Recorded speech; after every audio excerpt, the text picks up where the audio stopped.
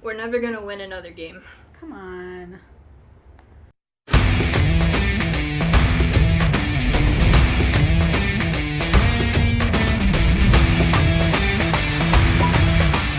Welcome to From Center Ice podcast. This is Courtney. I'm Jacqueline. And if you are as disappointed in our team as we are, you can reach out to us via email at vfcenterice@gmail.com or follow us on Twitter at vfcentericepod or on Instagram at FromCenterIcePod. And we would appreciate it if you could subscribe to us and send us a rating on iTunes. It really helps us out. Even if you don't listen on there, that's alright. Just shoot us a rating and then listen on your preferred platform of choice. And also share us with your friends, because they want to hear about it, okay? Yeah. They don't know until you tell them. Exactly. I've heard people enjoy listening to somebody else yelling about the Hogs and the Hawks. Absolutely. So maybe your friends will too. That's us. We yell. Exactly. Often. From Center Ice is a Rockford Buzz production. Rockford Buzz is an online resource for the community featuring a calendar of events, local business directory, positive news stories, and more. Just search Rockford Buzz in the Google Play Store or Apple App Store and follow along on Instagram and Facebook. I actually put together some tweets this week. Okay. I added a couple notes. I saw that. No tweets. I saw that. I logged on. I was like, oh, there's new things in our document. This is exciting. They're not good things, but they're not. But notes are good, though. Notes are good. It's just what the notes are about. Yeah, not so great. Not so great, because... Yeah, we'll get to it. So we'll take a little journey around the league first before we all right, it's good to settle take back a trip in first. Rockford. Yeah, we'll end it with the IceHogs. All right. Yeah. So the Pittsburgh Penguins Mm-hmm. have signed one of their upcoming restricted free agents. Did they now? Yeah, so that's one we won't have to scream about over the summer being unsigned. Sign again. Yeah, I really hope we don't have to go through that all over again. No, please no. Like, it is hard to find stuff to talk about during the summer, but it was the same thing every week. Because nobody was signing anyone. And it was frustrating, because there were so many good players. Exactly, that needed their contracts. Yeah. Anyways, we don't need to revisit that again. Pittsburgh announced an extension at the end of January, so the 28th, which was Tuesday, I believe, right after we recorded the last podcast. Mm-hmm. They re-signed Marcus Pettersson for 5 years at just over $4 million per year. Okay. And I saw that, and I was like, who? Like, admittedly, I haven't watched very many Penguins games this season. And I guess I just haven't been hearing about them much at all, rather than them just still being stupidly good when Crosby was injured. Right. So I looked him up. And last year with Pittsburgh, he played 57 games because he was traded from Anaheim in the middle of the season. And he had 2 goals and 17 assists and a plus 13 rating with Pittsburgh. I didn't look at his stats with Anaheim. But I think they were fairly similar, low point totals, whatever. So defensive defenseman, I'm guessing. And then this year he has 52 games so far with 1 goal, 14 assists, and a plus 5. I don't mean to interrupt. No, you're good. Are the Leafs playing right now? They are. Frederick Anderson is hurt, and Michael Hutchinson has replaced him in goal after a collision with Vetrano. So that's fun news. That's fun breaking news. I don't like that. I don't think anyone likes that. We always talk about how everything happens after we record the podcast. Yeah. So this broke when we started the podcast. Yeah, this time we're just now. And Just now. I don't like this. Now I'm distracted. That's bad. I hope it's precautionary. I hope so too. Oh boy. I do have news about Toronto that's coming up, but oh boy, that's bad news for the Leafs. That's real not good. Oh goodness. Gosh, the Hawks play tonight too, I believe, don't they? Let's see. I know they're in Minnesota. Yeah, they play the Habs. They play what? No, they're in Minnesota, aren't they? No, they play Blackhawks versus Canadians. What? Unless my calendar is just very wrong. No, I believe you. No, my calendar might be wrong because it says 2 a.m. I don't know what my No, calendar's mine doing. does too. Okay. Why? Do they play today or not? Because tomorrow they play the Wild. Why are the Hawks playing the Canadians at 2 At a.m.? 2 a.m. Let me go to NHL.com. They don't play today. Okay. Why does So what is that? Why is it in both of our calendars that they play the Habs at 2 a.m.?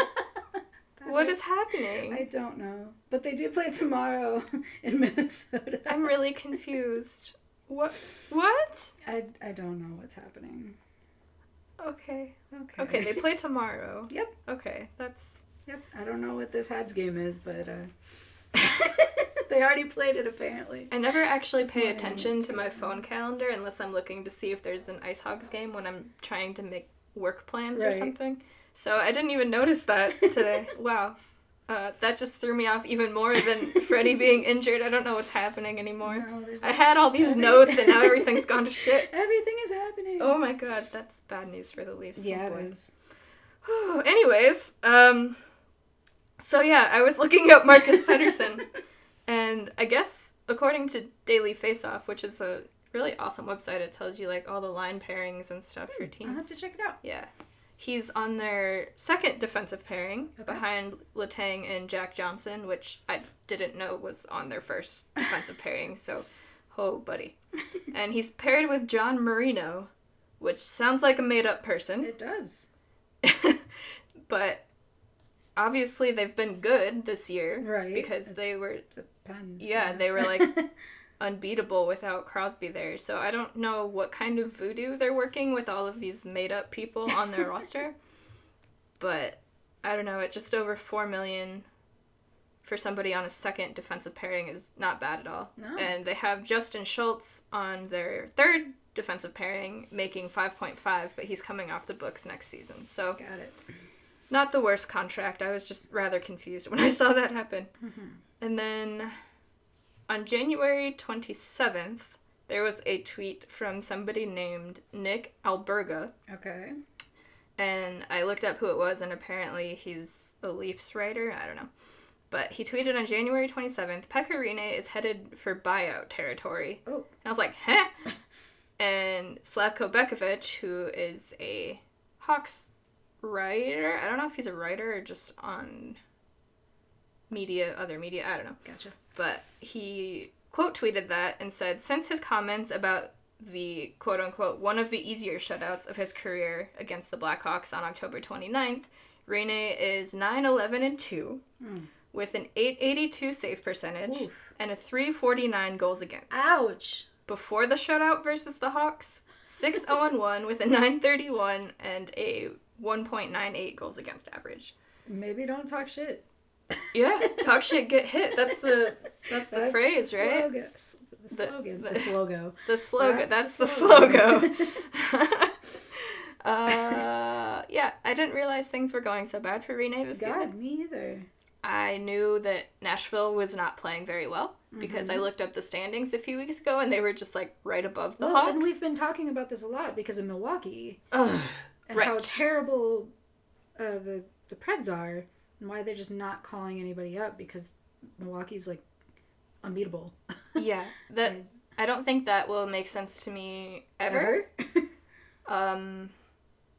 Maybe so the Chicago Wolves as a franchise like to focus on winning championships, right? Yes. And they go for the Calder. Right. The IceHogs, we've heard, are working with the Blackhawks to be more of a development team rather than a team focused on winning championships, which sucks for us, but you have to understand that. On some level, that's the curse of being an American League fan. But I'm wondering if Milwaukee is doing the same thing that Chicago does. I would not doubt it at this point. There's no other explanation that makes any sense. But at the end of the day, Nashville calls the shots. I don't understand because they were supposed to be good this year. A lot of people had them going to the final again. Right. Whether that be the Western Conference final or the Stanley Cup final. So I'm not sure why they wouldn't call anybody up, especially with the big signing of Duchesne over the summer and clearing the cap space with Subban gone. Yeah. And it's not like they suck because he's gone, because he hasn't been good in New Jersey, which... He didn't make a whole lot of a difference when he was there anyway. Can we just go back to the fact that I said New Jersey was going to win the Cup this season? Why are they so bad? I don't know. I wish I could tell you. They're, like, second only to Detroit. Oof. That's Which is bad. Real bad. What if they won, like, 12 games? New Jersey? No. Detroit. Oh, Detroit? Yeah. I'm not sure. I think it's something like that if you want to look it up. Yeah, so I looked up Rene's save percentage overall this season so far, and he has, at this point, an .898 save percentage and a .301 goals against average. His record over the whole season is 17-12-3. And that's not great, but with where Nashville's at in the standings, it wasn't very surprising. Mm-hmm. But both he and UC Saros only have 1 year left on their deals after this season. Okay. And Rene's at $5 million and Saros is at 1.5. So I hope that tweet from that Nick guy was kind of a joke, because it wouldn't make sense to buy out Rene and be paying him. No. Yeah. Yeah, because if I'm recalling correctly, the buyout, I don't know, you don't pay the full cap hit, but it's still quite a chunk, isn't it? Yeah, I don't know. I could sit here and try to explain it, but nothing about hockey makes sense. Mm-hmm. But they'd have him, I believe his money would be on the books past next season, and that's when he comes off anyway. So it wouldn't make any sense. No. And we all know that Rene goes through phases of shitting the bed and then just being absolute Vezina caliber. So yeah, he's kind of known for that. Exactly. So I found Detroit's record. Uh-oh. I was right. They have won 12 games. Uh-huh. They are 12, 37, and 4. They have 28 points. Oh my god. 28 points. So I believe Colorado's historically bad season was like 42 or 48 points in the standings. They could be worse than that. Yeah. And that was the season that Colorado lost the draft lottery, so... The next team behind them is the Kings with 43. So... Oh my god! Yeah, there's quite a disparity there. They're 19, 29, and 5. And how many points did Detroit have? 28. Oh my god. It's real bad. Oh my god. Like, real bad. Whoa. Like, being Hawks fans, were indoctrinated to hate Detroit, right? Right. But you never want to see that. 28 points. Especially for such a historic franchise, you know? Yeah. It just kind of sucks. It's real sad. Yeah.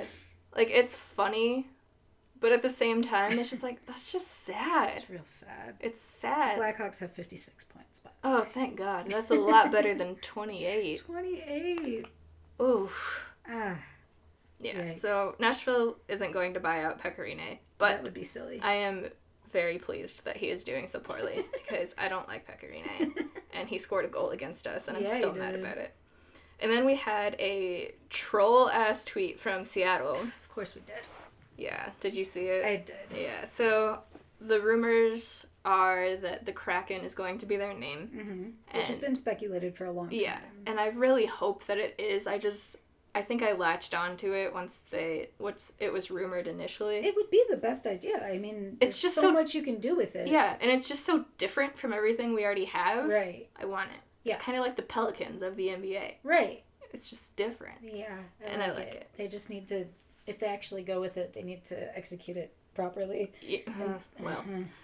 It's the NHL. I don't trust them to do that, but... They did well with Vegas, though. Yeah, for those jerseys are beautiful. Absolutely. I love them. Yeah. There's so many good color schemes you could use for Seattle, and I want to see what it's going to be. Right. But once the rumors came around again of Kraken being their name, Seattle's official Twitter account tweeted, "While we're aware of some fishy rumors surrounding our team name, please rest assured we're doing our due diligence by scouring the depths of the ocean, the tallest mountains, and the densest parts of the forest to find the right name for our great green city." Why? I just rolled my eyes at that. Why even do that? I don't know. I thought it was really funny, but I also rolled my eyes because I just really want it to be the Kraken. Else you could do with that. Yeah. What if they ended up being like the fucking Sasquatch or something? Okay, that would also be amazing. Because there would be a Sasquatch the on Seattle the Sasquatch! Oh my god, now I need it. I might switch teams if that's the case. Like, goodbye Blackhawks. It's been real, but you suck now. I'm moving to the Sasquatch. Beautiful. You could do so many great things with that. Absolutely. I'm gonna have to have somebody make a mock-up jersey. Yes. And then I would need to buy it. Like, bring hockey back Prince jerseys, right? Yeah. Yeah, I need a Seattle Sasquatch. Oh, there was another joke name that came out. Oh, shoot, what was it called? I don't know. Somebody was talking about it being the pigeons, and then The it pigeons! was like, oh my goodness. I'm gonna have to look this up, because I laughed so freaking hard.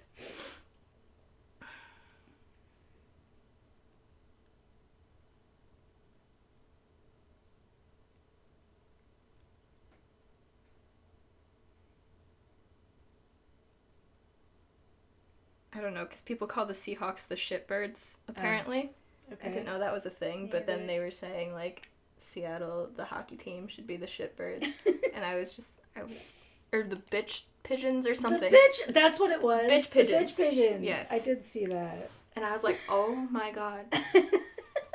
If that ever had the possibility of being a thing, I would 100% be switching teams to be a bitch pigeons fan. Mm-hmm. Like, whoa. Bitch pigeons. Bitch pigeons. Oh, amazing. Somebody needs to make a hockey movie with that being the name. Hell yeah. Like, please. Please do this. And then we move back to the Battle of Alberta between Edmonton and Calgary. And before the game last Wednesday, Edmonton signed Zach Kassian to a brand new contract. Yeah, they did. A 4-year contract. Yep. Worth $3.2 million for 4 years. That's some term. It is. This season, well, let's start with last season. Last season, he had 15 goals and 11 assists. Okay. I believe it was in like 79 games or so. This season so far, he has 14 goals and 15 assists. So already doing better. Mm-hmm. And we're only at the beginning of February. So they're paying him for a career season playing next to Connor McDavid for 4 more years. And he has his role, but I feel like you could find literally anybody in the summer to pay that to play next to Connor McDavid. I couldn't agree more. So I'm not really sure why they did this. It's the Oilers. You know what? You're 100% correct. You are absolutely correct. So I looked up their cap situation. Okay. And right now, they have roughly $2 million in cap space. Okay. They have a couple of restricted free agents on defense to re-sign that are worth anything, which is Darnell Nurse, which is basically their top guy. Right. Matt Benning, who just came back and started scoring points for them after I think he was injured, then sent to the American League, and then came back. Or he was just sent to the American League, I don't know. But he's back and scoring points for them. And then Ethan Bear, which is their young defenseman. So they have those guys to re-sign. Mm-hmm. And the only guy coming off the books worth any sort of money, I believe, is Gagne with 3.15. So I'm not sure how they're going to make this work because they have a lot of expiring forward contracts. So they're going to need to sign more people. Mm-hmm. And some of those probably will be their free agents, which aren't making very much, which is fine. But they're going to end up like, who was it? Tampa over the summer who had like 9 forwards? Yeah. That was so weird. I don't know if it was Tampa, but I do know it was somebody. It was somebody that couldn't ice a team. Yeah. I want to say it was either Tampa or Vancouver, which are totally, completely different teams. But they're both blue, and I feel like it was a blue team. I don't think it was Tampa, honestly. No? No. I could be wrong, though. Summer was a long time ago. It was. It was somebody Much has happened it was somebody who had a big RFA to sign, and I know that they did with oh no, what's his name? I can't remember his name. I haven't thought about Tampa in a while. I feel like they're just flying under the radar this year, too. Tampa? Yeah. Yeah. I haven't heard a whole lot. Because, like, they were doing not so great, but then they started playing better. And then I think I saw that Nikita Kucherov was scratched the other night. Did I see that correctly? I haven't heard that, but that doesn't... Did I dream that? I could have dreamt it. Like, there's a very real possibility that I dreamt about Nikita Kucherov being scratched because I have very weird dreams, and it's just totally possible. Frederik Andersen, upper body, will not return tonight versus the Panthers. Why do you hurt me like this? Don't tell me these things. I did see that on my phone, though. It lit up, and I was like, oh god, that was bad news. Why did I look down? Yep. But this past week gave us one of the best moments in the NHL so far this season. Oh, yeah? Yeah. The Flames beat Edmonton Uh-huh. in the return game of Zach Kassian last Wednesday. Right. They beat them 4-3 in the shootout. Okay. Kassian and Tkachuk did fight, Yeah. so they got that out of the way. Did you happen to see anything from that game? Was this the game where everyone fought? No, that was Saturday. Okay. Yeah, they played 2 times in 1 week after the initial thing. Yeah, so it went to the shootout.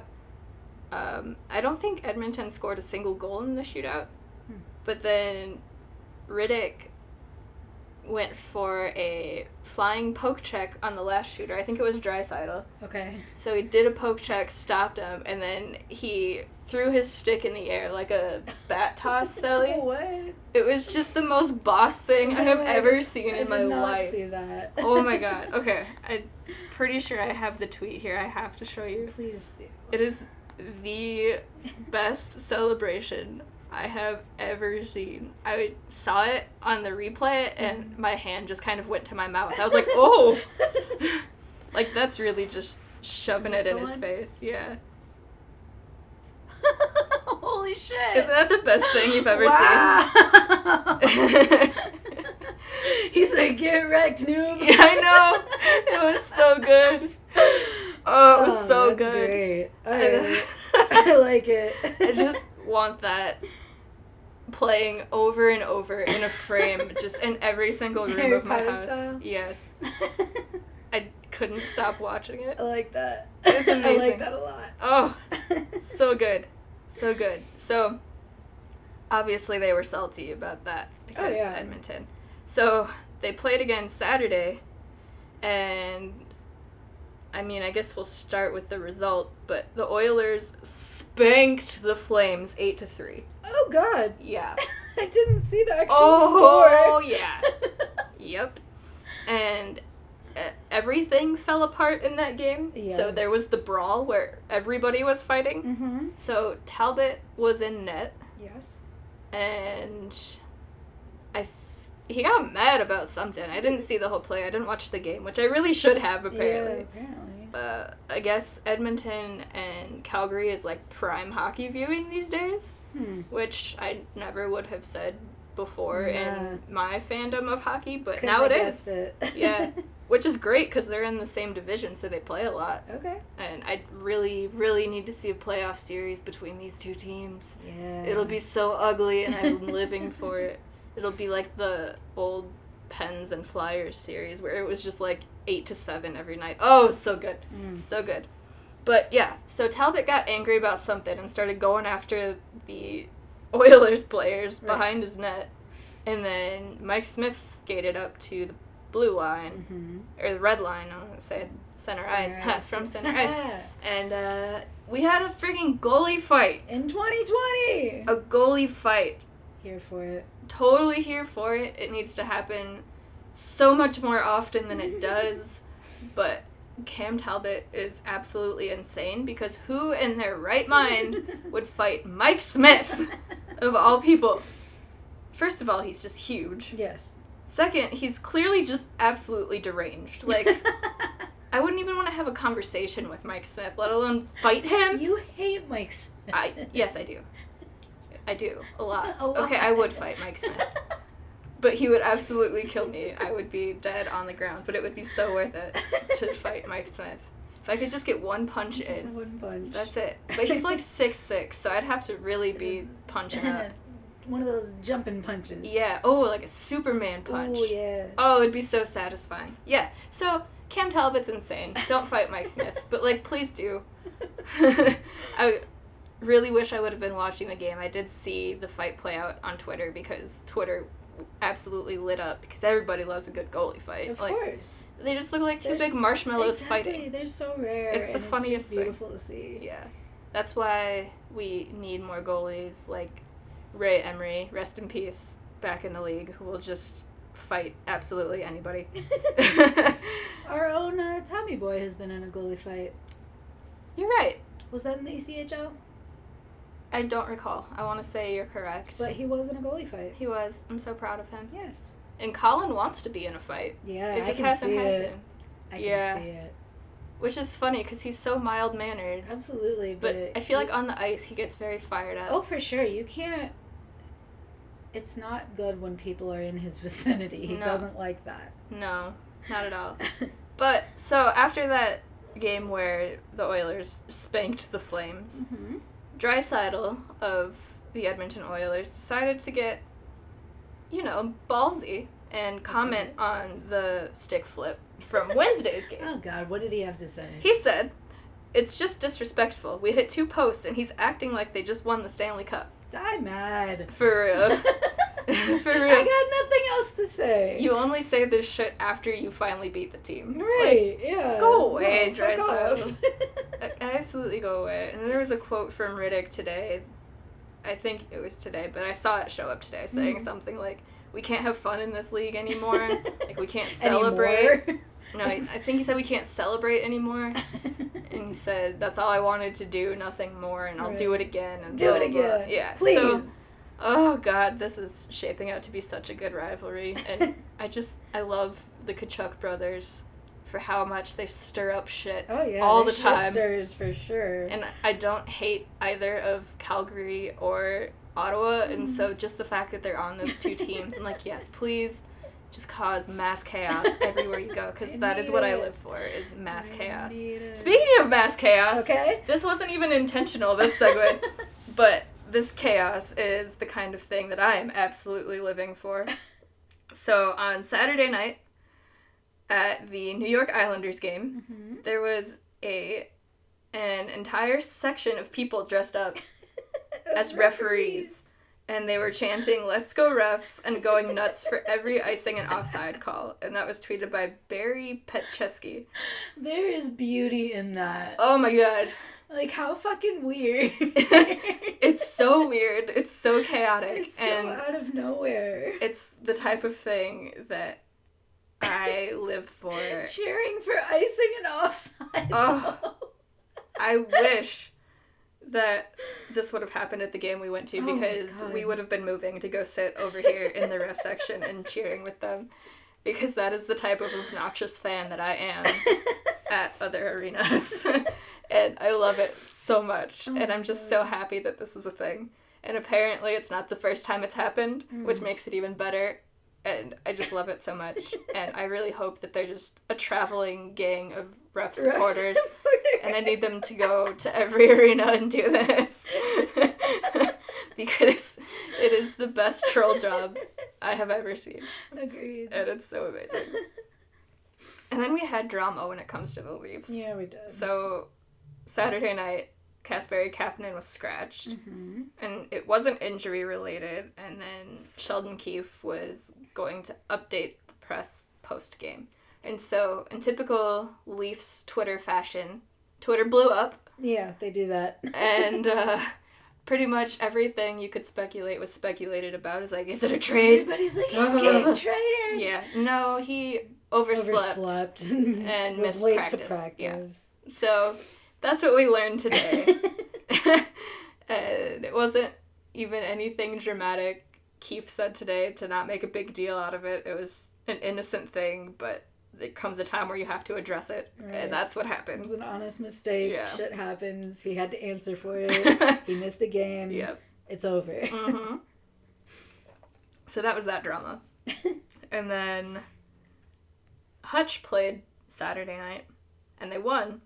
And so there was this tweet from just a random Leafs fan, I guess. Drag like pull.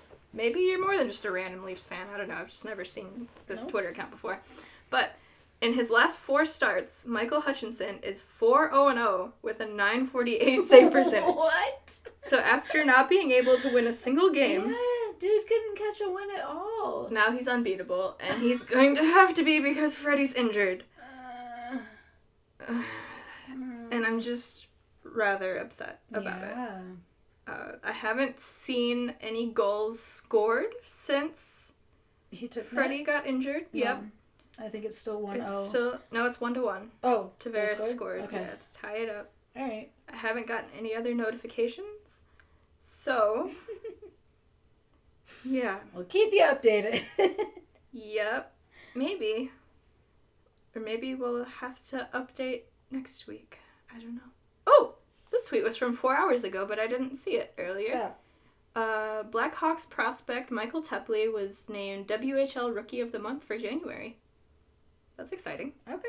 Yeah. He was a late round pick, I want to say 4th round, maybe 5th round. I don't know. But he's playing really well in junior. Oh no, did you see the injury? Found where he got hit. He looks like he died. He does look like he died. So he was just kind of run into by Vetrano. But he just, like, doesn't move after the collision. Shoulder? Maybe? I can't think of what else it would do with his arm. It's gotta be, right? It's gotta be, because his legs didn't really move. They stayed together, unless his knee twisted weird. They did say lower body, didn't they? Oh, did they? Hold on, I just said it. You did. I don't know whether it was upper or lower. Hold on. No, it says upper body. Upper body, okay. Yeah. So maybe his shoulder or arm? I don't know, that's... Hold on, let me blow this up a little more. It's just such a weird injury. Or, I guess Muzzin's knee kind of hits him too, maybe in the head? Yeah, it's either something to do with his left arm, shoulder, or head. Yeah, it's his left side. Yeah, for sure. Either way, that doesn't look great. It doesn't look great. But it doesn't look devastating either because you can't really see anything. Exactly. But sometimes those end up being the worst ones, too, you know? I don't know, man. I hope it was precautionary or it's just a day-to-day thing and they're keeping him out because they need Freddie. Yeah, it wasn't like predatory about No. He just kind of fell. Just happened. He ran into him. Yeah. I feel like there was a lot of stuff going on Saturday. So there was also a tweet from Elliot Friedman. There is word tonight we are getting closer to clarification on Dustin Byfuglien's status for the season. Word is he has yet to resume skating, and most likely outcome is he doesn't play this year, and his future is revisited in the summer. Isn't that kind of what everybody expected? Yeah. This could open up the cap situation for the Jets if they continue to make moves. They've had to hold his $7.6 million hit until they knew his plans. And then I think I saw today that they're working closer to a mutual... Termination, right? Yeah. That's the word. I couldn't find it. Yeah, so we'll see, I guess. I'm going to say he just retires, like... Yeah. I don't see him taking a full season off and then coming back, but maybe... Don't tell me that, Twitter. I got the same thing. News for you. Leafs goalie Frederik Andersen exits game with upper body injury. I know. We know! Thanks! Jesus. And then I was putting together our notes, and I was just scrolling through Twitter and found this tweet from Paul Hendrick. Anton Strawman will play his 800th NHL game tonight. Whew. The Florida Panther defenseman is one of 3 7th-round picks by the Leafs to play this evening. Andreas Janssen and Pierre Engvall are the others. Shout out to super scout Tommy Bergman and his fine eye for talent. All right. So. Good for him. Yeah. That's exciting. Mm-hmm. And they're all 3 playing in the same game because the Leafs are playing the Panthers. Yes, they are. Yeah. So before we move on to our stupid teams, we have to talk about this ridiculous halftime show from yesterday. Was it so ridiculous? It was ridiculous. How so? I want to hear your thoughts about it first. Because I think it's ridiculous. Do you think the show was ridiculous, or you think the backlash was ridiculous? I think it's ridiculous. I don't know what that means. I don't think there was anything wrong with the halftime show. I think J-Lo is 50 years old. Shakira's 43. They both look better than I do. They both do more than I could ever do. I think the political statements with the kids in the cages and singing Born in the USA while wearing a Puerto Rican flag is amazing, because Puerto Rico is part of the USA. Not that dumb racist people would understand that, but they are actually part of the USA. And I think it was great. What is your ridiculous... It made me very mad. Why? The halftime show made me so mad. I was, like, enraged. Why? Sitting on my floor. Because J-Lo is 50, and she can move her hips like that, and mine crack when I'm walking up the stairs. I am right there with you, girl. And I am 26. I'm 27.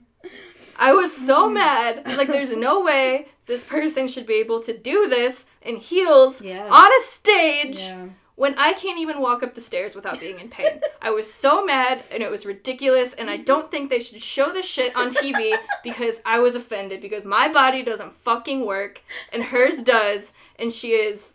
I am half her age. Yeah. She is double my age. Yeah, she is. And she has better skin than I do, and probably less wrinkles than I do, and better hair than I do, and her hips work, and I'm so mad. I'm here for it. I'm right there with you. Anyways. They're very good at dancing. Yes. And I wasn't on the internet during the halftime show because I was watching the halftime show. Okay. But when it was over, I hopped online. Mm-hmm. And I saw all the outrage about it, and I didn't have a single thought like that while I was watching. I was like, first of all, when you see that Shakira and J-Lo are going to be your halftime performers, what do you expect? And second of all, going off of that, why is that a problem? Right. It's not overly sexualized. No. Like, music in general and dance is sexual. You move your hips. That's what you do. But bodies aren't sexual unless you are objectifying them. Correct.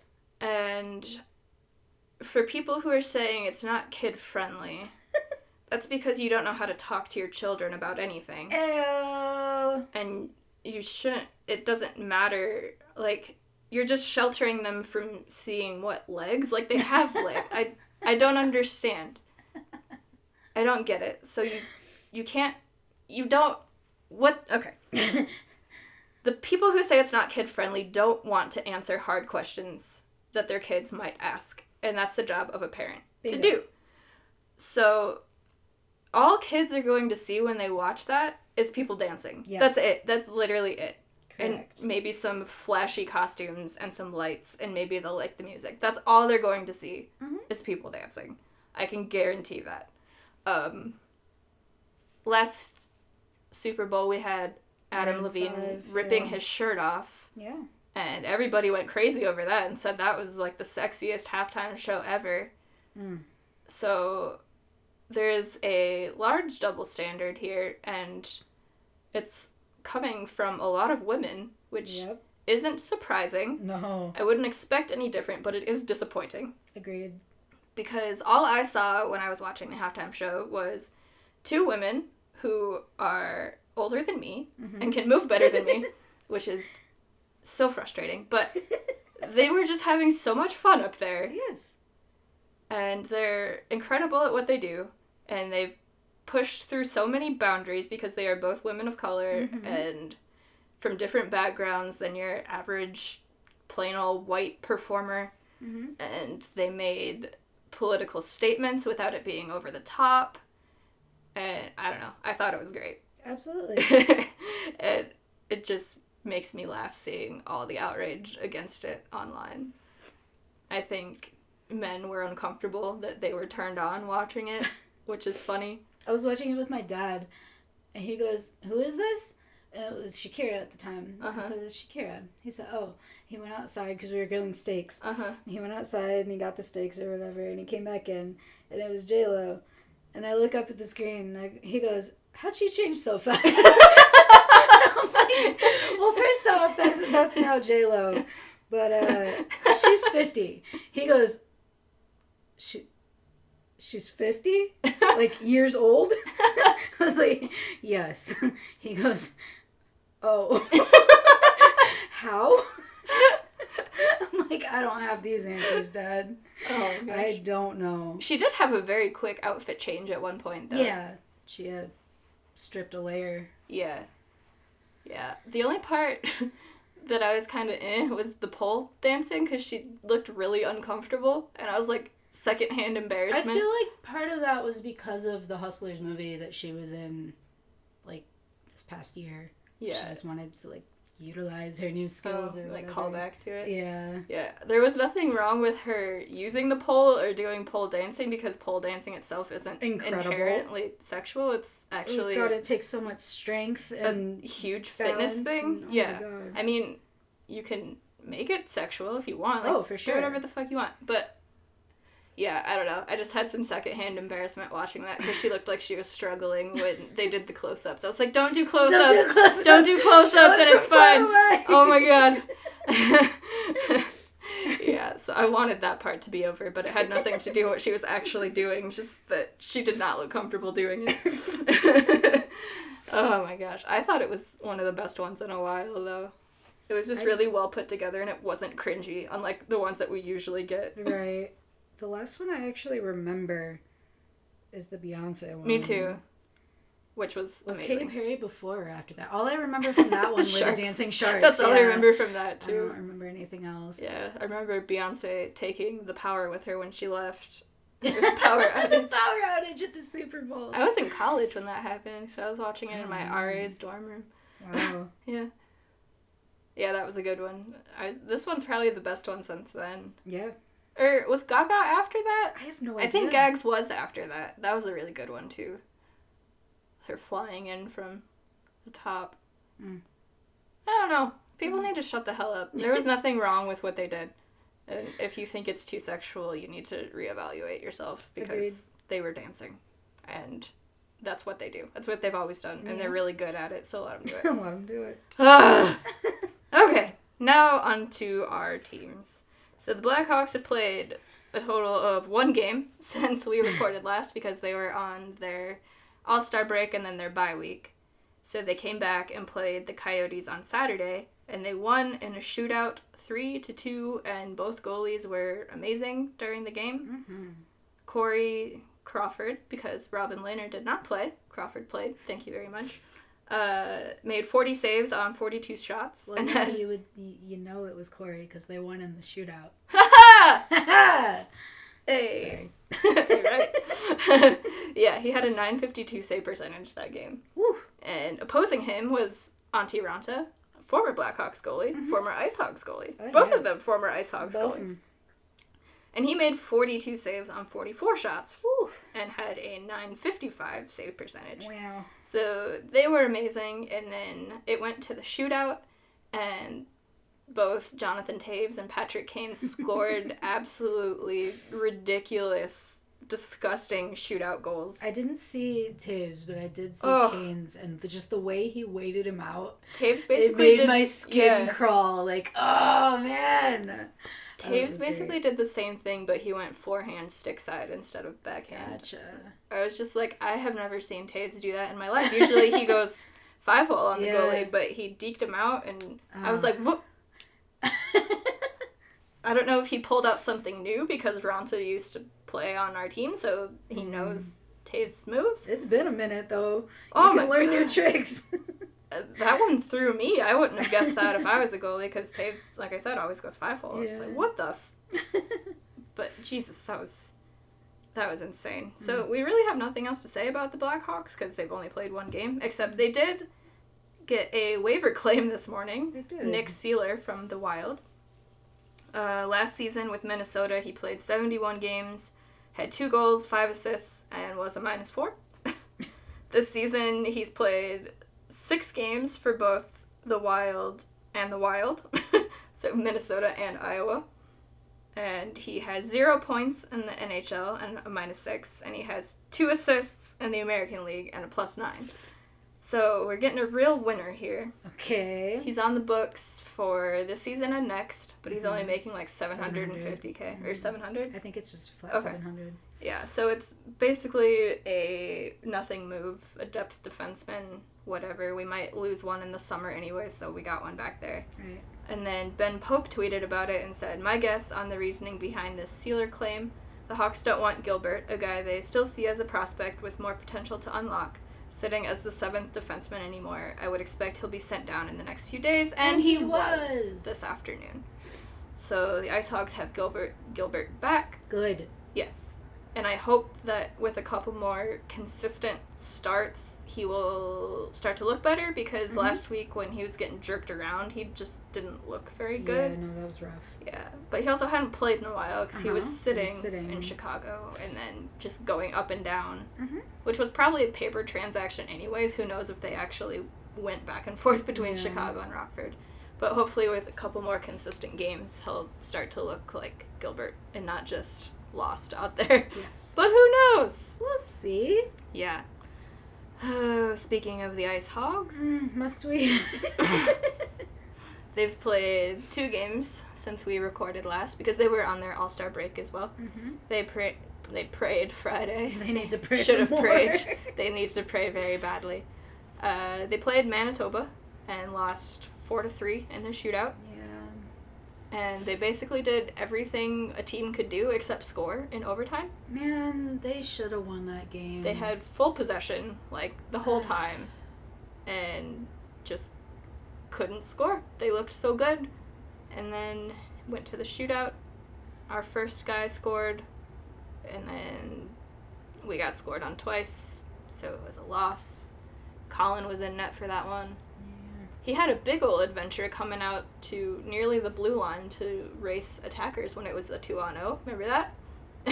Yes. And then he got to the puck first and threw it out to the neutral zone, but then turned it over, and then they, like, lobbed it back into our zone while he was on the way back to the net, and he caught it and then threw it out to our defender, and it was just a big adventure. It was a lot. It was just a lot. I don't know how else to describe it. I had to see the replay. I didn't believe what I was seeing. Yeah, like, thought I was hallucinating or something. Buddy, why'd you do that? Yeah. Yeah. And then there was Saturday. Saturday. And then there was Saturday. So we played the Milwaukee Admirals. Oh, God. And Tompkins was in net. Yeah. And we lost 7-1. 7 goals. 7 goals. 7 of them. 7 goals. 1, 2, 3, 4, 5, 6, 7. There were 7 pucks that ended up behind Tompkins. Oh, yeah. None of them were empty net. No. We did not empty our net at any point because... There was no point to do so. No. That game was very frustrating. Yes. Tompkins was basically chewing on an Admiral every time they were in our zone, because they were just camped out in his face and nobody would move them. Nobody would clear the crease. They, like, a couple of the defenders started to, like, in the 3rd period. It was way too late. I think Osipov was one, and Makashin did it a couple times, but not nearly consistently enough. I don't know what they were doing. It didn't make any sense. They were just letting these guys camp out in front of our goalie, especially on the power play, and just not moving them at all. Which there were plenty of. Yeah. If you're going to give up your positioning on the penalty kill, do so to clear the guy out of your goalie's face so he can see where the puck's coming from. You can't stop what you can't see. It's literally that simple. Exactly. So if you're gonna give up something and get out of position, do so to clear your goalie's view. Because he's not gonna stop it anyways, like you said, if he can't see the puck. So it was just infuriating because you're just sitting in the stands watching this guy with his ass right in Tommy's face. Tommy's, like, trying everything he can to look around him, Nobody's moving these guys. Like, there's just nothing Tommy can do at that point. Granted, there was one or two soft goals. The first couple ones weren't great. I want to say the third one, he definitely should have had. The one that just went right over his shoulder? Yes. The top shoulder one. Yeah, that one wasn't good. That was not good. But the rest of them, he was just screened to death. Yeah, you can't blame him for this game. Absolutely not. Maybe you want him to have a couple of those saves, but you can't fault him for not. No. Because then that would be your goalie just stealing the show. And you can't expect that. Exactly. And stopping shots that you wouldn't expect him to. And yeah, goaltenders can have games like that sometimes, but you really got to help him out. And he was getting zero help. None. And there were even a few times on the power play where there were 2 or 3 Admirals down there, and you're like, where's our defense? Yeah. And I couldn't tell you where they were. They were nowhere to be found around the net. And then the IceHogs would get power plays, and there wouldn't be a guy within 15 feet of their goalie. It was ridiculous, and obviously they knew what was going on in their end. If they knew they had to clear the guy from in front of the crease, why wouldn't they just do the same down at the... I don't have any sort of excuse for that game. No, it was terrible. It was awful. It was so bad. They had, almost 50 shots on goal? Yeah. Actually, I want to look that up to make, exactly sure. Yeah. How many. I want to say it was upper 40s. Yeah. Maybe 48.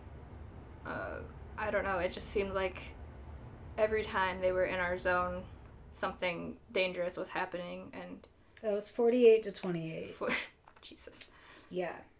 We had caught up to them, I want to say, at the end of the first period in shots on goal. It wasn't equal, but...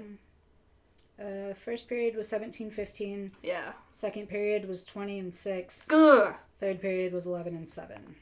So, clearly, still... data point here, we always say how the second period is our worst. 20-6? 20-6. What is that? Mm-hmm. That's horrendous. Yeah, the goals were 3 in the first, 2 in the second, 2 in the third. Yeah. They were 4 for 6 on the power play, Milwaukee, and we were 0 for 3. Oh, God, did you see, who was it? Somebody... Was it Jason that sent us? Oh, yeah, that we're 30th. 30th and 30... Okay, wait, yeah, I have it right here. We are 31st in the league with our penalty kill record. Good. Yeah. Good. 76.1%. Good. And we are 30th in power play record. Wow. 11.9. 11.9%. Does it say who's first on the power play? Milwaukee. Oh, right. 28.6. Ah! That's a whole 17% more than us. 28.6. That's just... And it was so evident on Saturday, at least to me, watching these two teams play. Ours, which is just completely struggling at the moment, and like you put in our notes, has lost the last 16 of 19 games. Yeah. They have 3 wins since Christmas. Oh, God, it hurts my heart. Yeah, so we have... I didn't realize, I knew it was bad, but seeing that stat specifically... Yeah. It was just a dagger straight to the heart. Oh my God, it's absolutely really bad. Yeah, so seeing the number 1 team in the league versus our floundering IceHogs, it wasn't even a case of skill, I want to say, because we have a lot of really talented players on our roster. Absolutely. The difference is a team full of confidence and a team that is just absolutely gutted. Depleted. Because Milwaukee was just skating around, just tossing pucks, knowing that their guys were going to be there. They weren't even looking. They were like, I know my guy's going to be there. Mm-hmm. We've been doing this all season. They were hitting guys. Just we are going to win this game. And the Hogs hold on to the puck a second or two too long. Every time. They pass too much. They wait too long to pass. They skate around in their own zone way too long before trying to enter the attacking zone. Yeah, there was one point, what was it, in the third, where we just couldn't even exit our own zone. Mm-hmm. We had possession and we couldn't get out. Yeah. They just wouldn't let us I want to leave. say we were on the power play, too. I also would like to say that. We couldn't move. Yeah, it's just... They had us trapped in our own fucking zone. Like... the team has zero confidence right now. And how can you have any when it's this bad? Right. So I don't really know how you turn that around. I was thinking with the All-Star break, maybe they could take a chance to regroup. Mm-hmm. And maybe that could have been the case if we didn't have that game Saturday because... Yeah, with Milwaukee. Yeah, like a shootout loss, whatever, you know. Yeah, no, that was a good game. Yeah, they could have had that. They looked good. But I feel like after that game against Milwaukee, they're just right back to where we started the break. And then tomorrow we have Texas. Yeah, we do. So, how are they doing? I'm not sure. I want to say they're doing okay. Texas is 21, 22, and 2. Oh, so not great. Let's see where they are in the stand. They are 4th in the standings. In the division? Yes. And we're second to last. Yes, we are in 7th. Good. Good. Good. This is great. This is going swell. Mm. A few weeks ago, we were in second. That was nice. That was real nice, and then Christmas happened, and we've only won 3 games since then. It hurts. I honestly don't know how to fix this team right now. It's like they have to have a heart-to-heart with each other or something. Just be like, we need to get back to our winning ways, because every team's going to go through injuries and call-ups and whatnot. God knows we've had... I just saw a tweet today. There were like 28, 29... roster moves within the Blackhawks and IceHogs organization in January. Yeah. Just in January alone. That's crazy. That's almost one a day. Yeah. Like... I mean, because just last week we had Gilbert and Hagel going up and down like 3 separate times. Mm-hmm. So, yeah, I don't know. But every team's going to have that, except Milwaukee, apparently. So you can't... They're just gonna stay. Yeah. You can't let that totally derail your season. You have to be able to fight through it and get more than 3 fucking wins since Christmas. Like, obviously it's going to be difficult, and you're not going to win every night, and you're not always going to look good. But if you're an American League team, you have to know how to fight through that type of adversity, at the very least. Yes. And on that note, I feel like it is fair for fans to be frustrated. Yes. It is fair for fans to critique. Yes. It is fair for fans to have something to say when their team is not pulling together a single win in weeks. Yes. What I don't like is fans completely giving up on the team and saying how they're going to stop coming. Yes. Because how can you call yourself a fan if you're just willing to give up like that? I can't imagine just not going to a game because I didn't think they were going to win.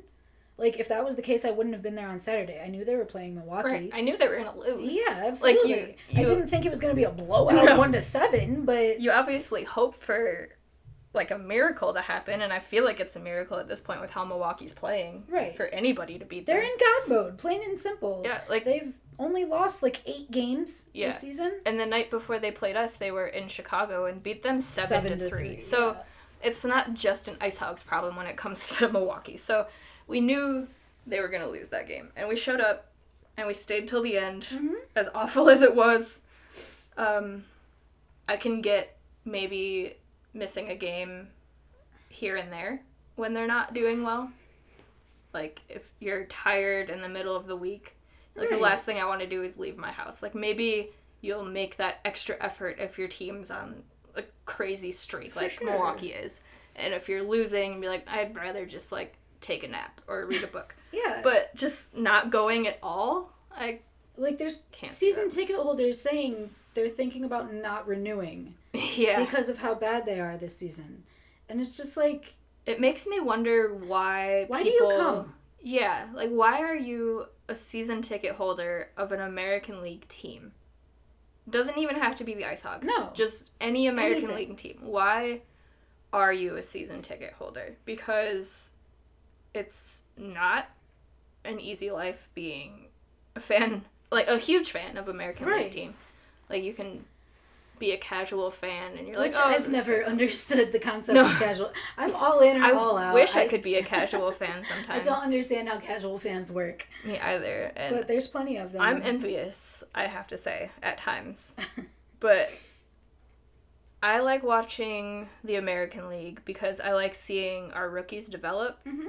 And I like seeing how they progress from the beginning of the season until the end of the season. I like seeing the leadership aspects between the veterans on the team and how they talk to the guys on the ice or on the bench, or how they celebrate when they do win. It's the little things you have to like in order to really buy into a minor league team. And I feel like casual fans don't pay enough attention to those things, which is why they can so easily just let it go. Right, and that's probably why our attendance hasn't been great either, because you have all those casual fans, and you can't really blame them since we haven't had a championship in so long. It's hard to get those diehard fans and the people who really do buy in, but canceling your season tickets because of a rough season or a couple of rough seasons doesn't make any sense to me. Especially if you live in Rockford. Right, it's so easy. It's easy access to hockey, to good hockey. Good hockey, yeah. I mean, to entertaining hockey, great, but... to prospects for a major NHL franchise. So I don't understand canceling. I could see if you have to drive a long way, I could get it, I guess. Yeah. I wouldn't fault anybody for doing that if they live far away and they're like, meh, after this season I don't really feel like driving 6 hours to watch a game every night. God, like, fine. For sure.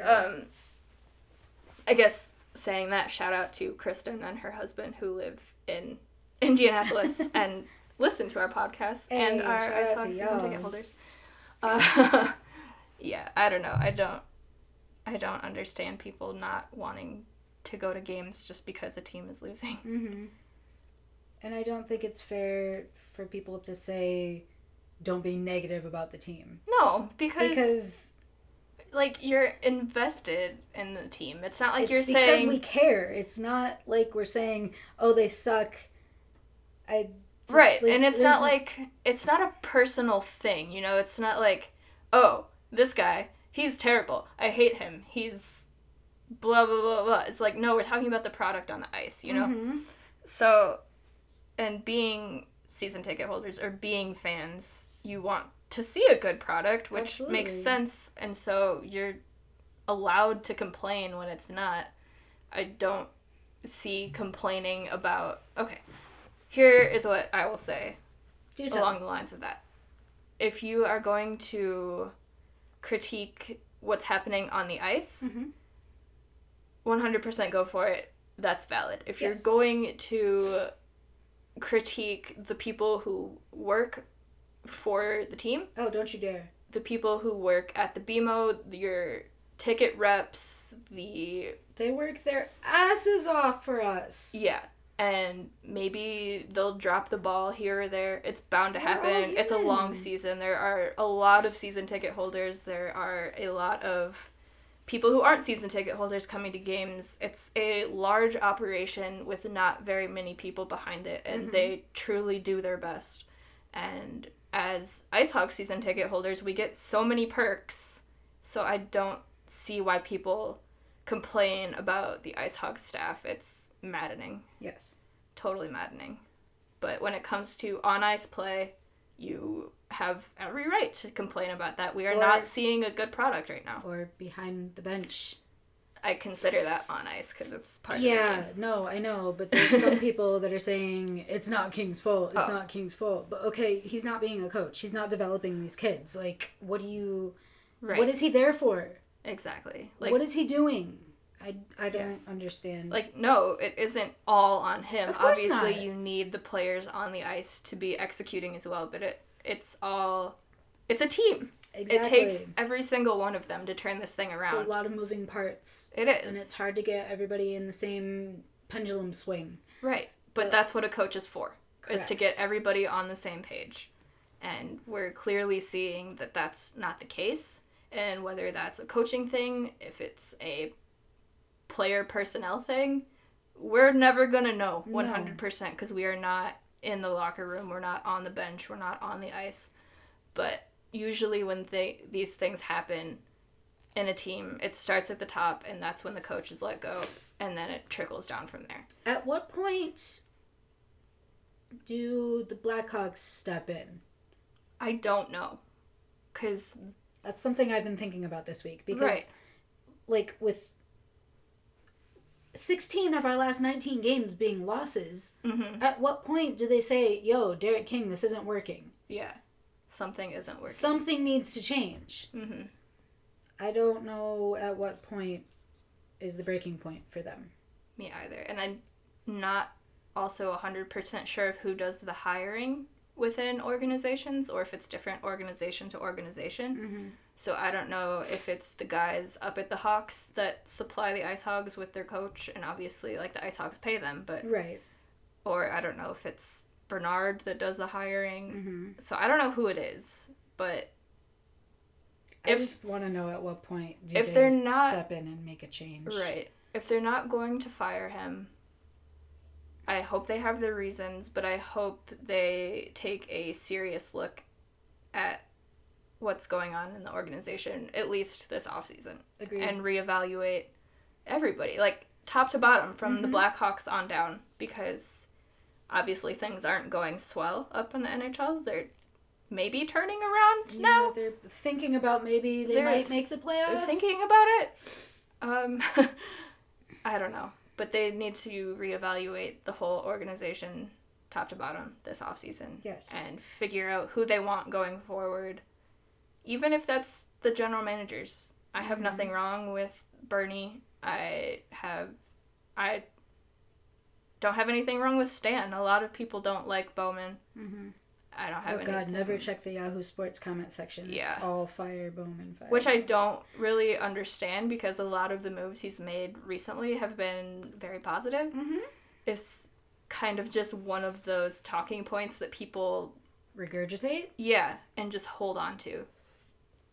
So, you see it kind of with every team, and sometimes it's very valid, and yeah, maybe he hasn't made the best decisions at every point in time, but no team is ever going to. Right. So, I see a lot of people saying, like, if you're going to rebuild, if you're the Hawks and you're going to rebuild, Stan Bowman can't be the leader of that. And I'm like, why? Why? He put together an amazing team before. Right. And he's got to let go of this whole idea of bringing the old band back together. Yeah. But other than that... That definitely needs to be abandoned. But other than that, and quickly. He's been a genius. Like, yeah, he's done so many good things. And maybe people just think his time is up, like I felt with Q. And if that's your opinion, fine.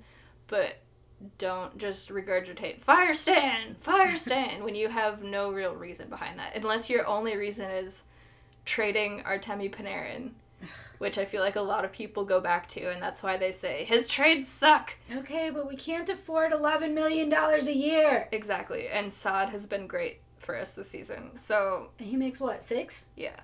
Okay, we can afford that. Yeah. Like, it comes down to money at the end of the day. Yeah. You can't afford everybody. Yeah. Yes, it would have been great to have Patrick Kane and Artemi Panarin on the same line these past couple of years. But it's not plausible. Right. We can't work with it. Exactly.